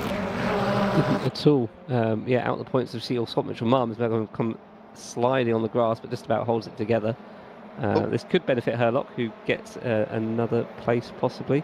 So 2 Kings cars having adventures there. Mitchell-Mum on the inside, and another Kings car going very deep on the outside. Yeah, not the best evening so far there for Kings, as it has again stopped raining, and that gap between O'Leary and Kell is up to 3 seconds at the moment. So yeah, look at Cedo, 21st to 4th. I mean, the guy's only, in fact, it's his teammate in front of him. So I wonder if he's going to kind of just send a message to Cripps and say, I'm half a second behind, I'm on the right tyre, could you just get out of the way, please? But if it's not raining, as the BMW takes an interesting line, I think Cripps will say, when it rains again and I start to struggle, maybe. But right now, I'm on the right tyre. So side-by-side action here. Alan Smith, going very sideways. No, did he tag the back of the BMW? Maybe, hard to say. But Callum Wilson there going for a few extra rotations through Copse. Looks like Alan's slowing down. Is he holding his hands up to that one? Maybe. But fast and furious racing throughout the grid order, and yes, I think he is just waiting for Wilson to go through there. Yep, very, very sportsmanship, very gentleman behaviour there. Herlock manages to get both those places and back up to a couple of points from 14th, but has Salberg diving down the inside and it's fighting over a couple of points now, which is kind of the problem. And so O'Leary's gap is now 4 seconds, so I can't, unless it's going to suddenly throw a load of water down, I can't see O'Leary succeeding this one. So Cooper on the move, Simon Trebek, Phil called him out earlier, having a good run up to 5th place in the Unlimited Esports Cooper, and oh no, he's gone sideways! Can he hold on to it? Hold on! Hold on! His curse. Absolutely. I'm sorry, Simon, I'll be quiet. Oh no! More contact. Oh no! Oh no! On the wet stuff, and like I say, you're a passenger. Oh, Simon, I am terribly sorry. I'm well and truly going to do that. We have to clip that one for the old end of year book, and that's them sadly out of the race, and we're starting near the back from race 3. I suppose that's then 1 place gained for Herlock, who is back up to 13th, fighting Salberg for 14th. As O'Leary, 5 laps to go, 6 seconds ahead, just pulling away. Callum Cripps. Gap between Callum Cripps and Kell is down to 4 seconds. It is going down quite quickly as Kell's wet tyres are not working anymore. And yeah, Cedo is actually now falling off the back of his teammate. So O'Leary gets the fastest lap as well. So extra maximum points for O'Leary here is just what the doctor ordered, as Elliott is trying his best to fight Cedo. Yeah, Cedo is now also down to 5th. So I think the wet tyre pushes over, ladies and gentlemen. It's backwards from here in a case of hold on for as long as you can. I reckon Cripps is going to get Kell because he's already lost. Oh, that's going to come back on a little bit sideways, I think, off camera. Nope, no. Has sadly taken out. That is Jack London. Yeah, just caught the start of that one, unfortunately, the loadout focus there. I think just ever so slightly on the wet line, and you're a passenger. I cannot say it any more simply than that. You just have no grip. You just go wherever your momentum takes you, and unfortunately in that case straight into the side of that calamity. Wrong place, wrong time. Well, indeed, we get a little replay here, so it goes a little bit on the grass, or just loses control, catches it, spits it the other way, tries everything, full right lock, and yep, just whacks into the side of that poor old unsuspecting. I've seen that actually happen with Will Burns, I think it was, in the Passat years and years ago. That's happened many a times in British touring cars, as the gap between Cripps and Kell is now 2.4 seconds. So that's one to watch near the end, as Wire loses another place. Like I said, those wet tyres are done. It's now a case of hold on for dear life and hope you can get as many positions as possible, as we get another replay here from outside the car, I think. So yep, slight slide, spits it out of the way, and just tries everything, and just bam. Yeah, very unlucky there to lose a load of places, but it's just the worst feeling, because there's nothing you can do. You don't know it's coming, and just whacks your car and takes you out, loses a bunch of spots, out of the points. Still 13th. Still ahead of Herlock. Yeah, it's just the worst feeling. It is. Well, in terms of good feelings, to try and not jinx any more things, kudos to Ryan Elliott, having had a moment obviously in the first race. He's recovered beautifully up to 4th place. He did not gamble on the wet tyres. He went with the mediums, the slick tyre, and he's used those to good effect, and they have caught the back of Kell now. We've now got Cripps and Elliott right with our race 1 winner, and those wet tyres are looking very, very used. Just look at that, the extra grip and traction that Cripps and Elliott have on Kell. This is Kell driving 100%, but his car and his tyres can give no more. Yeah, exactly. I think the best thing that Kell can do is just let those guys go, focus on these last 2 laps. Wire's not going to get him. Obviously, Louis Neal could, only 2 seconds away. So I think that will be the last one to kind of possibly lose and still get a top 5. It was a risk. We always knew it was going to be a risk starting on the wet. So it was just luck of the draw whether those showers were going to stick around long enough, and sadly they have not for him. No, but I think also when you're starting at the front, you don't want to take any gambles. So just one of those things. Sometimes the luck goes with you, sometimes it doesn't. But it's still a fine drive from Kell so far. Louis Neal will be the next driver to give him some attention. Looks like Elliott, though, has designs on second place. Yeah, definitely going to push for it as they're both using their last laps of boost. So this is going to be a fun run down to the next corner. Is Elliott going to stick a nose out? Thinks about it, thinks better of it. And it'll be a non-boost race to the end there as Cripps going very sideways but has the inside line for this final corner. Is Elliott going to try the under? No, too far back. So, yeah, I wonder if he got on a little bit of water there, a little bit of dampness, just took his Astra slightly away from the line he wanted, and it just cost him a little bit of speed, obviously on the exit there. So Cripps hanging on, he has the fastest lap. These two just a steady 10 seconds behind O'Leary. What a masterclass he has put on. He got to the front and he has not looked back. Louis Neal now well and truly, and just look at that as an example of the speed difference between the slick and the wet tyre. Kel having to be so much more gentle and considered with his car, and Louis Neal almost trying to force the door, force the action, just focus on your exit. Louis, you will get him. You have so much more traction. These two continuing to scrap as they run towards Brooklands, but hats off Thomas O'Leary. You mentioned it earlier, Phil. He's been a bit of a master at these second races of the evening, and he's done it again. He has done it again, as also Ryan Elliott has got past Callum Cripps into the last corner. So it does look like a 1-2 for Richard and Co, but sadly Benson is a lap behind. And yeah, Elliott has got Cripps, and I think Dan Kell has just held on against Louis and Neal there. Is there any more boost to use? Nope, that should be Kell holding on to fourth place. Some robust defending, one could say, but yeah, not quite the right tyre choice, but I'm unlucky there. Herlock was like going to bring it back in 12th. Cripps got the fastest lap at the end. That's 1 point less for O'Leary, who gets 21. And with Herlock there finishing in 12th, he gets 4. So 17-point swing there for O'Leary. That's big. So when the gap was a mere 12, it obviously condensed. It's sprung out again. How the championship and the whole evening can swing on just from one race to another. So one more race to go, a reverse grid. Who knows, we might get some more weather for all we know. So everything still to play for. Let's run through our finishing order for race 2. Thomas O'Leary for Richard & Co Racing wins from Ryan Elliott and RSR. Callum Cripps is our final podium finisher.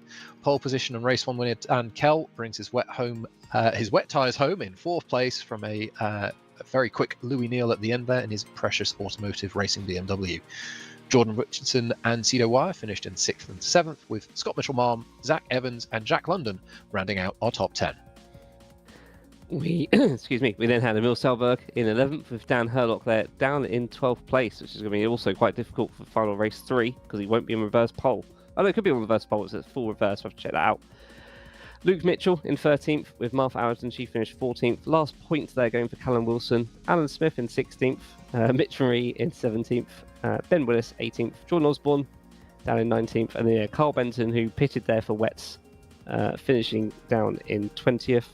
And then finally, Simon Trebek and Fraser Hart sadly didn't finish. Fraser Hart had a wheel disconnect, which is why they suddenly turned left into the path of Herlock. So yeah, really, really unlucky there for Herlock, and in many ways that could decide the championship, because it's now a 23-point gap going into the final race of the evening. 23 points, but we still have another 4 races to go, including the one we're about to start. So there's still more than enough points on offer, but yes, that is a healthy advantage and a healthy gain back for O'Leary in race 2. Pretty much perfect for him, given what looked to be quite a challenge, given the results of the first race. Yeah, this is going to be an interesting battle now, because O'Leary now, we'll see what the reverse grid. Obviously, O'Leary will drop to that position. I mean, a full 12 reverse grid would just be brilliant, Mr. Admin, if they could just sort that one out. We'll have to see what actually happens and keep an eye on things. But yeah, 23-point gap at this point. You're kind of thinking now, well, they need to start having a couple of bad races going into those final few at Brands. So could do with just reducing that a little bit in this final race of the evening, which is going to be difficult. So we'll have to see what the reverse grid number is. Yes. All you can focus on, of course, all you can control is what you do on the track. So when you do need results to start going in your way, that's definitely where you have to start looking and, well, hoping that you get a little bit of luck on your side. I think one factor we'll have to keep an eye out, though, Phil, is the fact that we've got 11 drivers, pretty much half the field, now on that soft tyre. We saw that it worked very nicely in the wet. We'll have to see how everyone does with that tyre, which, while quick, does need a little bit of care and taking care of across our race distance. Yeah, definitely need to look after it in that first half of the race where you've got a full fuel load and not push too hard in the fighting, and then you've got something to use in the exit of those corners with your boost in race 3. And yeah, that's going to be a fun one to watch. I don't know if O'Leary and Herlock have used theirs yet, or who's pushing theirs out. I need to check the old information. So O'Leary just used the soft tyre in that race to very good effect. Just having a quick scan, it looks like Dan Herlock will be using it in race 3. So yes, we'll have to see what Herlock can do now with that extra grippy tyre, but he's got quite a few others to contend with using that same advantage as well. So this being a very fast clockwise circuit as well, of course, those front wheel drive cars, I'd say they definitely obviously have a nice advantage in terms of top line, top speed. But with these fast corners, they really burn up those front tyres, particularly that front left around here. So an extra thing for our drivers to manage throughout this final race of the evening. Yeah, that just kind of those long corners of turn 1, they're all long corners really in this track. There's no short corners. I mean, I suppose you've got a little flick left and right after turn 1, but I don't really count them as corners. It's the heavy braking zone onto Wellington Straight, and the long corners are where it just burns them up. Obviously you've got 3 to the right, 1 to the left. So yeah, that's going to be the fun bit. And we're still waiting on that reverse grid pole, but we'll see who gets it. And yeah, Martha Addington, my wets were absolutely dead at the end of that. Sadly, like I said, a couple of showers, but wasn't quite enough to keep it going. It came at the right time, second time around that shower, and then there needed to be another one on like lap 15 just to keep it wet enough, but sadly it wasn't. Then we just saw those wet runners just slowly fall back. Yeah, and I will say, actually, certainly from the commentary box, lovely time watching that, because it was a real back and forth of the conditions as they switched a couple of times during that race, where the wets had the advantage, the slicks had the advantage. Yeah, certainly from our point of view, I think it was a good one to watch, and I'm sure drivers enjoyed it as well. That's what I had at Portland in my BMW 1 Series. There you go, froze it back. It rained at the start. I got reverse pole for race 3, and I thought, you know what, sod it, I'm only going to go backwards. I might as well start on the wets. Did a really good start. It was raining. It stopped raining, and I was thinking, oh no. I think it was Lewis McGlade I was racing. I was falling back into the class of him, and then it started raining again right near the end, which managed to hold on. We are hearing that reverse grid is P10, which means Jack London on pole. So that means you're going to have Herlock in 12th and O'Leary in 10th, right ahead of them. Very, very close between the protagonists, but a good opportunity for the likes of London, for Evans, and Mitchell Marm, all to potentially try and steal a march on the final race of the evening. And I say the reverse grid format, it does bring up a little bit of chaos, but our field is so close that it's a nice opportunity for those who might not normally find themselves right at the sharp end. Give them a chance to run some clear air and show what they can do. So we'll have to see what London et al. Can do. Not quite a full reverse grid draw, as you say, Phil, but still quite a few cars being reversed. Yeah, indeed. I'm just seeing if Cedo starting 4th will be on those soft tyres. Going from having to leave race 1 due to your kid waking up to, starting 4th from race 3 isn't a bad return to form. Obviously got lucky though, those wet tyres that managed to help make the places up. And I'll be keeping an eye on Cedo, I think, for this race 3. Say a good call. I think he made lots of headroom, and then I think the tyres just ran out on him. So we'll have to see what he can do with those slick tyres. Tell me, Phil, is it raining in the warm-up just before our final race? It's not. So I think this is an easy choice for everyone. It's start on dries. Mainly because you have to. You're not allowed to start on wets when it's not raining. So it hasn't rained for a while now. I think it stopped raining, halfway through that race. So I think I'm going to have a quick look at my old weather app. What does it think Silverstone is doing? I mean, I think Silverstone is currently dry. So make of that what you will. Yeah, I think it's going to be a dry race 3. Commentator's curse. I hope not. So we didn't think it was going to happen, but there we go. It did. So who knows? It might start raining midway through this race. But I think everyone's desire to have at least one wet race of the year has been quenched at this point. So there we go. We will have to see how our drivers deal with this final race of the evening. As you say, it is much easier when it just looks dry. There's not really much of a choice to be made there. And yes, I think this is where having weather apps and that kind of thing, just to confirm or deny if there's any chance, you can just kind of set yourself up. Am I going to try and take care of the tyres and I'm going to push them hard because I might need to switch, or do I start on wets if it starts to rain? Drivers will have to figure all that out in due course. Yeah, very easy. As I said, start on your mediums or your softs. Yeah, Cedo starting in 4th is going to be a fun one to watch. And obviously, O'Leary starting in 10th with his title rival directly behind him in 12th, but importantly on those soft tyres. So yeah, O'Leary, Herlock can hopefully claw back a few points and set us up for a nice finale at Brands. Which, yeah, sadly I won't be here I'll be watching it probably from holiday, so I'll be keeping an eye out on that one. Yes, just having a look also at others who are using the soft tyre in our final race of the evening. We've also got Zach Evans, who I believe will be starting in P2. So our front row, I believe, will be using the option tyre. So that'll be nice and even. And Mitchell Marm used his option tyres, I believe, in the first race. Yes, so front row, all using that option tyre. We should see some good starts from them. Yeah, I think Mitchell Munn will be the one in danger as the top 4, the other 3 drivers around them, top 4 will be using those softs. Interestingly, it means all 4 are front-wheel drive. Our first rear-wheel drive is Louis New in 6th. So it's going to be a front-wheel drive race to turn 1. Yes, and I think even starting in 6th, if you had the perfect rear-wheel drive start, I don't think you'll be able to find a way through 6 cars in the short run into Cobb's Corner. So yes, front-wheel drives leading the way in the final race of the evening.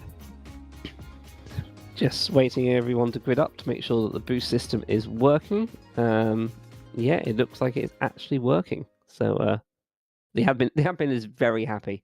It means he gets to go to bed a little bit earlier, as do we.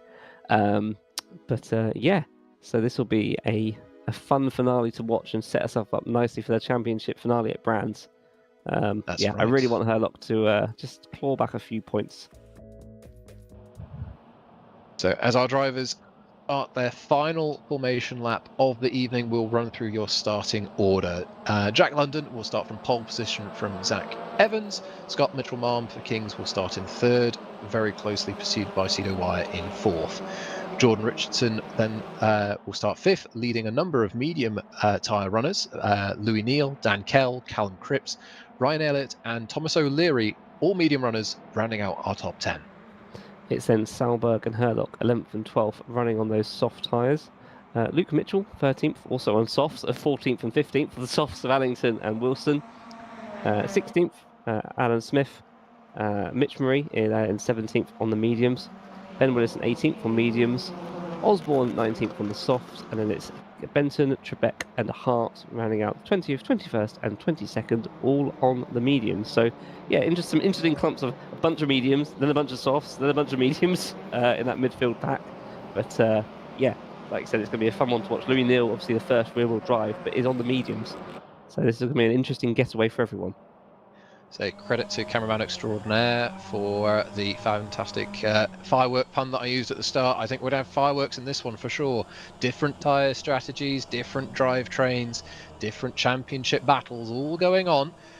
With just 3 races to go after this one, anything can still happen. So drivers making their way to grid. We've got one driver apparently just running into Willis, the pit 18th. then. Yeah, Ben in 18th is trying to do something from the pits. Not quite sure what's going on there. I think what happens, they'll get teleported to the start line. So are they going to? Yeah, they are still in the pit lane. So I think you're suddenly going to see a car just pop in. We will see. So everyone patiently waiting. There we go. Car joining towards the back of the grid. Lights start. Engine notes rise. Lights out and away we go for race 27 of this year's TCUK Championship. Jack London gets away well, so does Zach Evans. Scott Mitchell-Marm follows in close pursuit into Copse Corner. Cedo Wire giving chase to our leading three. Everyone else looks cleanly through Copse Corner for this, the first time of asking, as they go hard on the brakes, down through Maggots, into Beckett's for this, the first time of asking. Yep, O'Leary holding itself on the inside line nicely. Ninth, Ryan Elliott, teammates are her right behind now, as everyone seemingly got through that. We have one car DNF sadly, but I think they've had an issue. So yeah, they've had an issue, so that gets them out. And Jack London takes a little early lead. So, much like Dan Kell did in the second race, London trying to run away from the pack. Zach Evans keeping close pursuit, and we've got a duo of RSRs keeping O'Leary very honest. Herlock versus O'Leary side by side out of Luffield into Woodcut. They go to complete lap one. This is your championship duo, and they are giving no quarter. Yeah, O'Leary's got the inside for turn one. Herlock slightly ahead. He's going to get pushed a little bit wide. Obviously, Elliott, teammate to Herlock, watching this all happen, and is thinking, I'll make a little move as well. We're going to be able to put Herlock in a box somewhere, but Herlock's now got the inside. We're going to do a whole lap side by side, lads, or are we going to sort that all out? No, it gets the outside line and holds it, so that's Herlock ahead of O'Leary, and now I think Elliott will probably be trying their boost to try and get ahead as well. Say, this is a momentum circuit. You lose some momentum, you are punished for it, but it looks like O'Leary's been able to gather himself up, not lose too many places there. Elliott now ahead of him as well. Important not to go backwards, obviously, in a single race or that of a championship fight. So Elliott ahead, the rear gunner is in place for Herlock. What can O'Leary do next? Oh yeah, you've also got Luke Mitchell side by side welling with O'Leary. So this is basically now Elliott's job is basically to back up O'Leary, and just make sure that make it difficult for him, make it hard. But Luke Mitchell doing that for them already. There's Louis Neal also having a look at O'Leary. Say O'Leary, yeah, I think suffering a little bit. He's being freight trained. Everyone is now sensing blood in the water and passing one after another down to 12th. From, I believe, 9th place just 50 seconds ago. So a bit of a disaster for our race 2 winner. Meanwhile, up the front, Cedo Wire has made his way forward, and he is now up to 2nd place. Yep, so as I said, those soft tyres, Cedo, we know he's a decent driver. We're going after Jack London, who's got a couple of second lead at the moment. But Herlock there in 7th has got Jordan Richardson, a bit of a gap, but Callum Cripps right ahead. So definitely looking for a top 6 there, as I'm keeping an eye on also how O'Leary is doing, who's in a bit of a side-by-side battle still with Luke Mitchell, I think. Nope, that Luke Mitchell's gone ahead, sorry, apologies. So Cedo in that Brabham Honda Civic Type R has been rapid this year, but he's got a very quick Scott Mitchell-Marm in that King's car for very close company. On the brakes they go into Beckett's this time around. As this group scrap, this is going to bring the likes of Herlock, Richardson, Elliott all into contention, and it is again music to London's ears as he just focuses on the road ahead. They continue to scrap Mitchell-Marm and Wire, and we've got Zach Evans. He's not given up. He's still well and truly in the mix as well, and Dan Kell now getting involved. This conga line for 2nd place. Everyone wants to go. They do indeed. This is exactly what Herlock needed for this final race, is to recover some decent points, but doesn't really want to be involved in too much of a feisty battle in this race 3, which is exactly how race 3 usually goes. Has got the full 12 laps of boost to use as well, which is useful, as Luke Mitchell takes the fastest lap of the race. Through Copse they run on lap 5 of 22. We've got a few trains starting to form, as I mentioned, this group for 2nd place, and we've got a group here all forming on the back of Thomas O'Leary in 12th. I wonder if the lack of boost perhaps is starting to play a factor.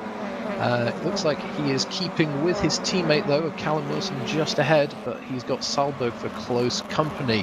Herlock trying the outside line, is that on Dan Kell? That's brave if he can get that one done, and I think he has. Lovely move. He's just got so much confidence in that Astra at the moment. Exactly what he needs to do. I'm surprised, by the way, that you've got, like you just said, you had Callum Wilson is ahead of O'Leary. I know Callum's on the softs, but surely you should swap over anyway, because O'Leary's going to get battered from behind of various drivers, kind of act as rear gunner for him. But I suppose Callum's argument is, no, I'm on the soft tyres, I want to make progress. But I can't help but feel if your teammate is fighting for a championship and you're not, you should probably try and help them where you can. And I don't think being ahead of him right now is going to be helping him. Yeah, I think it's a bit tricky. It's very early days in the race. You know, if you were to hold up too much, you might lose more positions maybe. So we'll have to see if they sort that one out as the race goes on. But Wilson on that soft tyre definitely will have a little bit of a pace advantage over O'Leary at the moment. Looks like Wilson now actually ahead of Ryan Elliott, if my eyes do not deceive me. So Wilson definitely on the move, so he's got some pace in that BMW. That's very true, and Herlock's got ahead of Evans, so Herlock up to 4th. So Herlock's hunting the podium here because he's only 4 tenths off Scott Mitchell-Marm in 3rd. Cedo not catching up Jack London as fast as I thought he would. Gap still 2.7, but yeah, Herlock knows he's got to get a decent bunch of points here in this race 3, and he is definitely going for it. He is using every inch of the track, and then some. Herlock running through cops. You have to be careful. There's some automated checking. You don't want to go over that too often. You will get a penalty. So a little bit of tactical usage there just to keep his momentum up, keep with the car ahead. Here comes Salberg.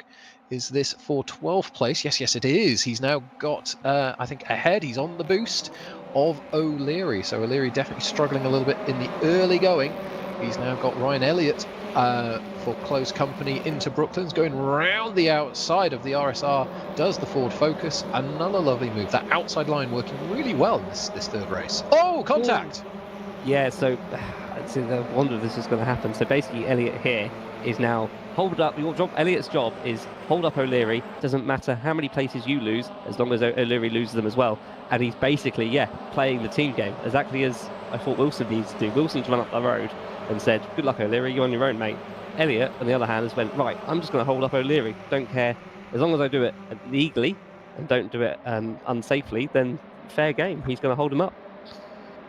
So on the brakes into Beckett's that time around. Just watching Herlock, I think, getting a good exit there, up to 3rd. Getting past Mitchell-Marm. That soft tyre on that Astra is working well, but here comes Mitchell. I think Mitchell's up the inside on the boost. Certainly alongside, even into Brooklands corner. But the RSR has the inside for Luffield, and we've got 3 now for 3rd place. There's a yellow flag in sector 3. I didn't see who that was, but yeah, this is basically now O'Leary now Herlock trying to get as many points as possible. Elliott trying to stop O'Leary getting as many points as possible. There's Fraser Hart is 15th and now right behind O'Leary. So it's, if race 2 went well for O'Leary and Richards and Co, this one's going very well so far for RSR. So replay coming up. Just going to see, I think this is what caused our yellow flag. Just following along with Alan Smith and his Craven Racing Hyundai. Little move up the inside there from a BMW. Ooh, contact! And just unsettled both cars. Ooh, gosh. A little bit of damage perhaps on the back of that Hyundai. Yeah, I think that was Smith trying to return the issue back to that other car there. I think he may have closed the door on him a little bit early. There's Herlock up to 2nd now, already past Cedo Wire, and now hunting down that race win. So he's not hanging around. He's got half the race still to go. So there is still plenty of time to do it. Up 10 positions already is Dan Herlock, and as you say, Phil, pretty much ideal running for the RSR team at the moment. O'Leary has gone, unfortunately, nowhere but backwards, and he's now got, I think that's Mitch Marie ahead, using a lot of track width on the exit there. O'Leary really going to have to find and dig deep to find some pace to try and make a few passes. Yeah, and I think in the meantime, Elliott will just sit there in 12th and go, yep, I'll let you two fight, and make sure you don't make any more places up. So, yep, he's got a little run up over the road. He only got 4 more laps of boost to use. I didn't see how much O'Leary has there. I think he's only had 5 to begin with. So I don't think O'Leary's got much more to make use of this race anyway. Yeah, that's going to be a fun one to watch. As you see Dan Kell watching a blockade of Honda Civics ahead of him. Yes, our race 1 winner.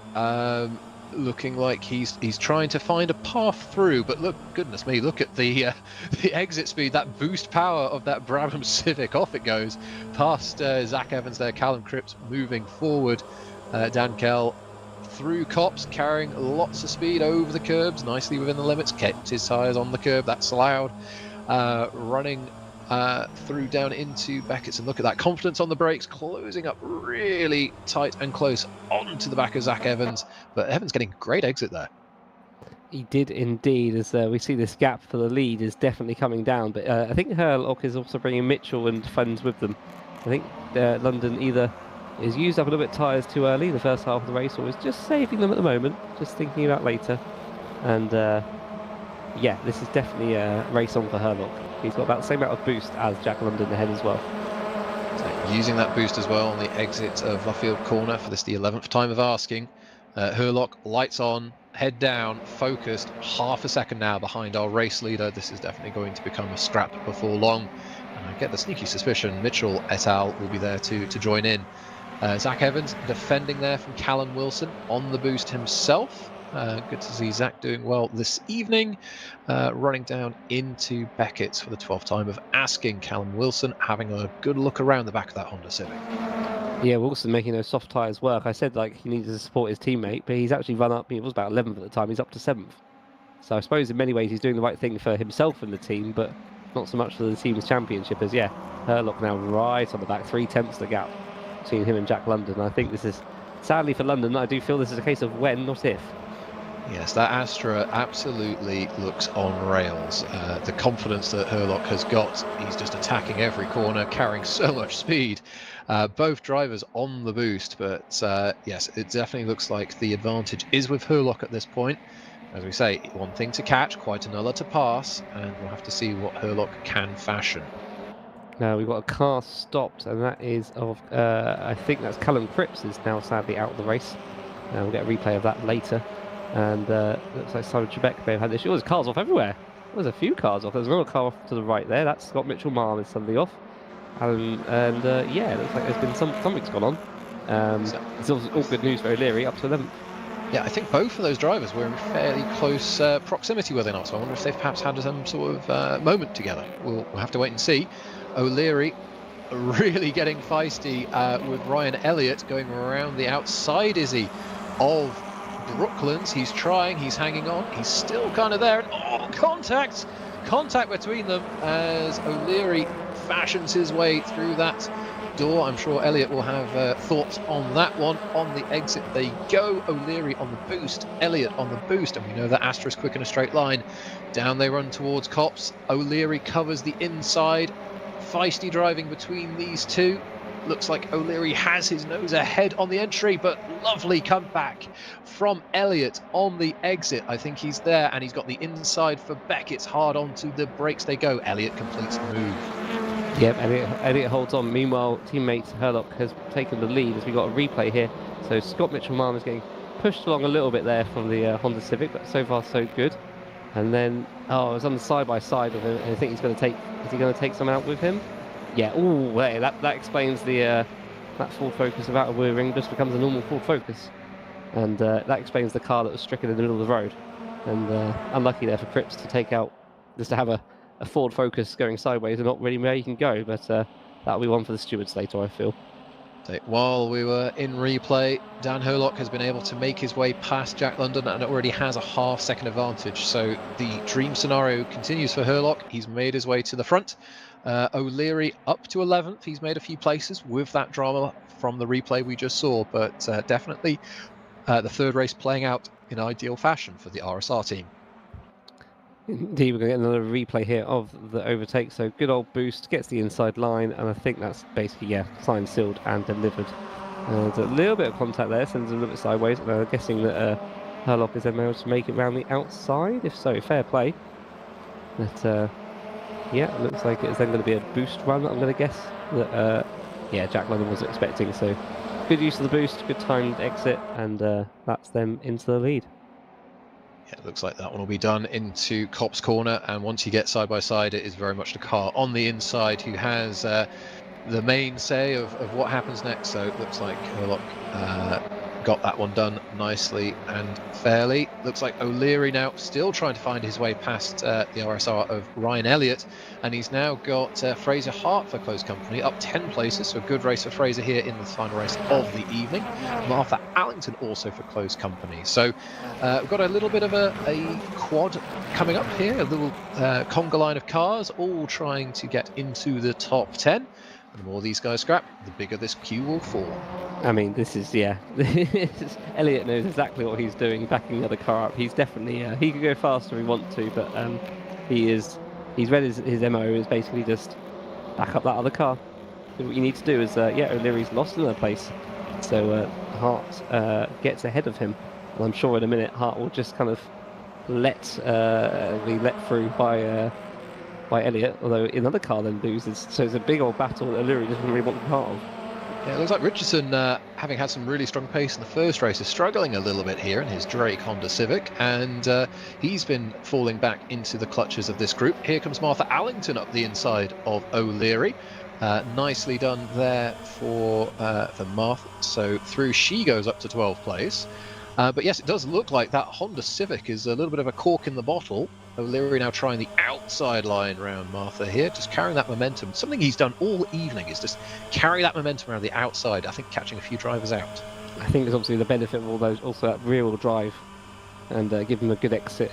And wasn't able to make use of it. They lost a little bit of pace there back on Martha, actually, to be honest. So down to 13th, so only a few points, as pointed out that Martha was actually on boost at that point. So it's going to be how much boost everyone has left as Jack London back in the lead. We've missed that one as Herlock down to second, so that a boost overtake, and those two are fighting and gives Cedo the chance to catch back up. So London straight back on the boost as well this lap, so we'll expect to see him use a bit more on the exit of Beckett's this time but yes, looks like London is not just going to lay down and have Herlock run away into the distance. They're even on boost. So yes, a fight. Lovely stuff for the race lead. It's what we like to see. It is indeed. So Leary's only got 2 laps of boost left, whereas Neil behind has 5. So that one is definitely not over, as I imagine Neil will be using it now because there's only actually 5 laps to go. So that could be another overtake complete. And yeah, O'Leary down to 14th. So the topsy-turvy nature of these races are well and truly playing out. Richardson, who looked to be struggling, is now overtaking and passing Ryan Elliott. So I think a little bit of boost strategy perhaps going on here, perhaps a little bit of tyre conservation. Richardson now making some moves, having been passed just a few moments ago, a few laps ago. He has. Sorry, my voice is starting to go. So much stuff going on up and down the field. So the good thing for O'Leary right now is the gap to 15th is quite a long way away, as now Herlock's going to be under pressure from a wire. So this podium is not finalised yet, is it? It definitely isn't. Bill, go get yourself a drink. I'll cover. So our leading group, they're all concertinaing up together here. London has made the passer back. Cedo Wire has caught up to the back of Herlock. So I wonder perhaps if a little bit of overuse of the tyres, perhaps, who knows? But Wire keeping a very nice tight line. Herlock using that slightly wider but earlier on power line there. And just look at the back of this Brabham Honda Civic, well and truly with the Astra of the RSR ahead. And you can see already starting to pull ever so slightly on the brakes, 100-meter board, tip it into the right-hander, and just look at that Astra slide. I definitely think it's struggling on that front left tyre. That probably explains why Jack London was able to let Herlock go ahead a little bit, just kind of look after those tyres, and then using it on these last few laps to make use of it. As I think Herlock would love to be able to get that win, but also got to think about the championship. As we've got Callum Wilson here in 6th and Salberg in 7th, having a good old scrap as well. Bit of a rundown. Like I said, everyone's now got boost to use up, so it's kind of negating everyone's use of it.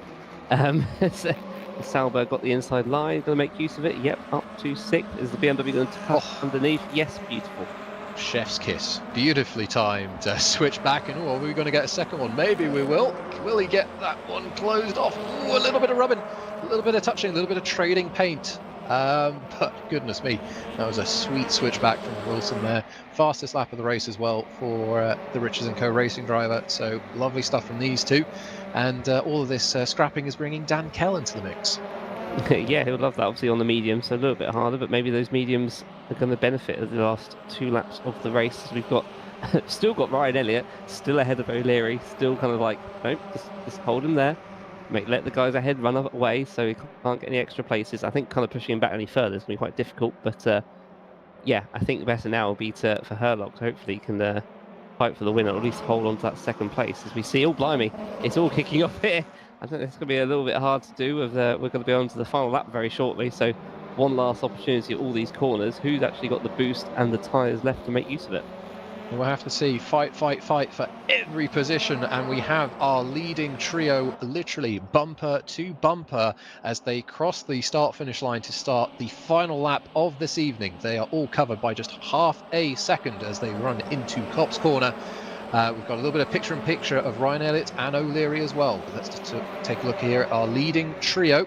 Down they run towards Beckett on the brakes. Looks like London covering off the inside line, and it looks like Herlock has outbraked himself ever so slightly, pushing understeering wide. Is that the chance that Wire needs? Looks like Wire and Herlock and London all on the boost, side by side. They are. Wire using a bit more on the Wellington straight. Who's going to be bravest on the brakes? It's Wire. Can he get it stopped? Yes, he can. On the brakes, late, brave, and he's covered the inside for Luffield. That's second place. It's going to be a tall order to get London here as they power their way out through the exit of Luffield. Everyone on the boost. Jack London up the gears. 0.2 of a second as they cross the start-finish line. Wow, what a lap there, and what a finish from our top 3. Wow, and importantly, O'Leary looks like he's got ahead of a few cars at the end there, and has managed to bag himself 12th place in the end. But yeah, Ryan Elliott definitely playing the team game there. So I'll have to run the numbers in a minute. But that's Herlock could have done with the second, but he'll probably have taken that considering how race 2 went. So yeah, not bad overall. Yeah, I think I saw there's a Drake slowing down at the end there, and I think that was Elliott who dropped a few places at the end there as well. So I wonder if perhaps they're running out of fuel maybe from the fast pace of the race. We'll have to see. But as Alan Smith comes home 18th place to round out our runners and riders, boy, oh boy, that was a grandstand finish in every sense of the word. It was indeed, and importantly, so having had a 17-point swing in terms of O'Leary in race 2, that was a 12-point swing back for Herlock, which means, if my numbers are correct, because obviously you got Herlock there finishing 3rd plus a point for leading, 16 points, and then 4 points for O'Leary in 12th. It means, by my calculations, the gap is just 11 points going into the final 3 races, and it's 20 points for a win, 1 for a fastest lap, and 1 for leading, so definitely all to play for. All to play for, and after 3 races, a 1-point difference on the championship. Don't we love it? Anyway, let's run through our final finishing order here for race 3 of the evening. Jack London came home in 1st place. Lovely stuff for you, Jack. Well done. Very closely followed by Cedo Wire, and a hotly contested podium finish there for the Brabham driver. Herlock, championship contender, came home in 3rd place, followed by Luke Mitchell, and Callum Wilson powering his way forward in that Richardson Co. BMW, finished in 5th. Zach Evans, Dan Kell, and Emil Salberg finished in 6th, 7th, and 8th, respectively, and Fraser Hart and Louis Neal rounded out our top 10. That was a brilliant top 10 mile for Allington there. Points 11th, O'Leary. Could be very critical points coming the end of the season in 12th. Jordan Richardson in 13th, and rear gunner Ryan Elliott in 14th. They have a couple of points. Mitch Free in 15th. Soundly both Unlimited Motorsport Esports just out the points in 16th and 17th, Osborne and Trebek. And it was Alan Smith in 18th, and then the runners and riders that sadly didn't finish the race. Scott Mitchell-Mum, we saw, got turned sideways in the penultimate corner with, I think that was Cripps, and then Carl Benton and Ben Willis, rounding out top 22. So in a flash, 3 more races in the record books here at VMO for TCUK. Silverstone always does give us some fantastic racing with its just lovely combination of fast straights and big braking zones and critical traction zones. I think we've seen a bit of everything, even weather, Phil. So your final thoughts to round out the broadcast for tonight. I'm really annoyed I'm going to miss the final races. That's going to be such a fun one to watch. And yeah, if you're not O'Leary and you're not Herlock, I think it's going to be great. If you're those two guys, it's going to be very stressful. It's going to be a fun one. Qualifying is going to be critical at the Brands Hatch GP circuit. The gap only 11 points. You obviously get a couple of points for qualifying on pole, but it's all about those races and building that momentum. So over the course of that entire evening, Hurlock only gained 1 point back on O'Leary. So needs to gain another 11 points, or 12 points even, given number of race wins. So going to be a great showdown. It absolutely is. And, well, if you're interested in that showdown, it will be in 2 weeks' time, the 14th of November. And we'll be at Brands Hatch GP, a wonderful venue for our finale of this year's championship. If you've interested and enjoyed what you've seen here tonight, feel free to search for Virtual Motorsport Online, come across our social media pages, our Discord, and we have a lovely community of like-minded drivers and all sorts of competitions, be it touring cars, be it rallying, be it sports cars. There's a little bit of something for everyone. So on behalf of Tom, Phil, and myself, thank you so much for joining us this evening. We'll see you in 2 weeks' time for our championship finale at Brands Hatch Grand Prix.